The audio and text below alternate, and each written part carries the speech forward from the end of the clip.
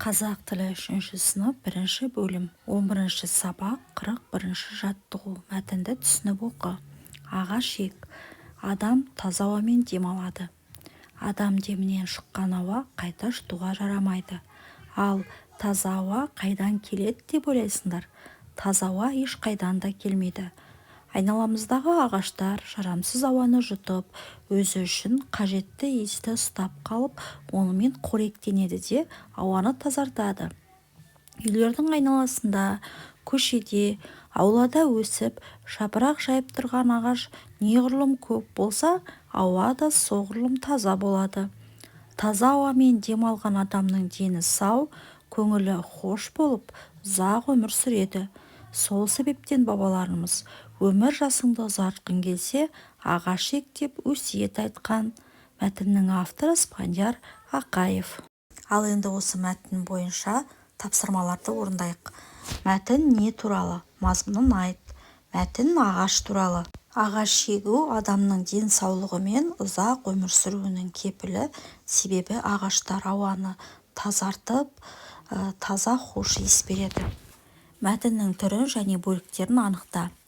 Бұл мәтін ғылыми танымдық мәтінге жатады, себебі бұл мәтінде ағаш туралы, жалпы ағаштың пайдасы туралы толығырақ айтылған.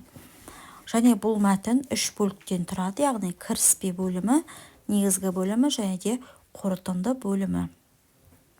Мәтін неліктен ағаш ек деп аталған, қалай ойлайсың? Бұл мәтіннің ағаш ек деп аталу себебі негізгі мазмұны мен түйіні ағаш отырғыздың пайдасын түсіндіру болып табылады. Сондықтан да мәтін ағаш ек деп аталған. Бабаларымыздың өсиет сөзін көшіріп жаз. Мәтіндегі бабалардың өсиет сөзі ол өмір жасыңды ұзартқың келсе, ағаш ек деген сөзі. 42 жаттығу шығармашылық үзіліс. Ұйқасын тауып жаз. Аң мен құсқа қорған болған қалың орман, құлпырып көк өсер, құйған сайын нөсер. Жазған өлең бойынша өзіндік ой тұжырым жаса. Бұл өлең табиғаттың сұлулығын, орманның мәнін суреттейді. Қалың орман аң мен құстың мекені, адамдарға да қажет байлық. Орман болса, жер көгереді, табиғат көркейеді. Жаңбыр жауған сайын өсімдік құлпырып, әсемдік арта түседі. 43 жаттығу табиғатты қорғау үшін не істеу керек тақырыбында пікір білдіруге арналған сұрақтар құрастыр. Бірінші сұрақ: табиғатты қорғау дегенді қалай түсінесің? Екінші: орманды не үшін қорғау қажет? Үшінші: ағаш отырғызудың адамға қандай пайдасы бар? Төртінші: егер адамдар табиғатты қорғамаса не болуы мүмкін? Міне осындай сұрақтар құрастыруға болады.